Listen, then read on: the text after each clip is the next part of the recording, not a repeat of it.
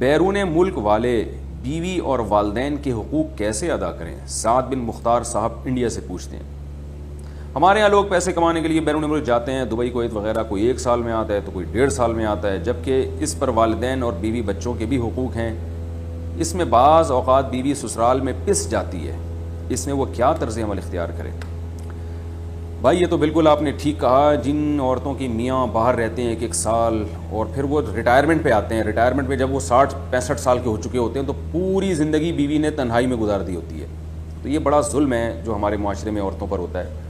اب جب جوان تھا میاں تو اس وقت سال میں 1 چکر لگایا کرتا تھا، وہ بھی 15 دن کے لیے، یا 2 سال میں 1 مہینے کے لیے، اور جب بوڑھا ہو گیا تو بیچارہ آ کے جو ہے نا وہ 24 گھنٹے بیگم کے پاس رہتا ہے، تو بیگم بھی بوڑھی ہو گئی، خود بھی بوڑھا ہو گیا۔ تو یہ طریقہ بالکل مناسب نہیں ہے۔ میں اکثر بیان میں ایک بات بتاتا ہوں، قرآن مجید میں اللہ تعالیٰ کا ارشاد ہے، یوم یفر المرء من اخیہ و امہ و ابیہ و صاحبتہ و بنیہ۔ اللہ فرماتے ہیں قیامت میں ایسی ہولناکیاں ہوں گی کہ انسان اپنے بھائی سے، اپنے باپ سے دور بھاگے گا، اور اپنی ماں سے بھی دور بھاگے گا، و صاحبتہ، اور اس سے بھی دور بھاگے گا جو اس کے ساتھ رہا کرتی تھی۔ تو ماں کو ماں کہا، باپ کو باپ کہا، بھائی کو بھائی کہا، لیکن بیوی کو زوجہ نہیں کہا جو اصل لفظ ہے، بلکہ کہا بیوی کو صاحبہ، ساتھ رہنے والی۔ اس میں اس طرف اشارہ ہے کہ جب انسان کا کسی عورت سے نکاح ہوتا ہے تو وہ پھر ہمیشہ شوہر کے ساتھ رہتی ہے، جہاں جہاں شوہر جائے گا وہاں بیوی اس کے ساتھ جائے گی۔ تو اس لیے اصل طریقہ اس میں یہی ہے کہ شوہر اگر کہیں جاب کر رہا ہے، اول تو باہر جاب نہ کریں، اپنے ملک میں کریں، یہاں گزارا نہیں ہو رہا تو باہر جائیں تو کوشش کریں بیگم کو ساتھ لے کے جائیں،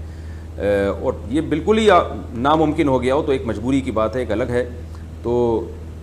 اس میں پھر کوشش کریں کہ روزانہ فون پہ بات کر لیا کریں، والدین سے بھی، بیوی سے بھی، اور خرچہ دونوں کو بھیجا کریں۔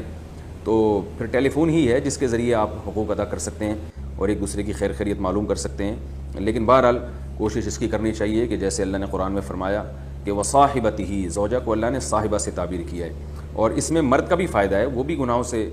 اس کا بھی بیوی کے بغیر گناہوں میں پڑنے کا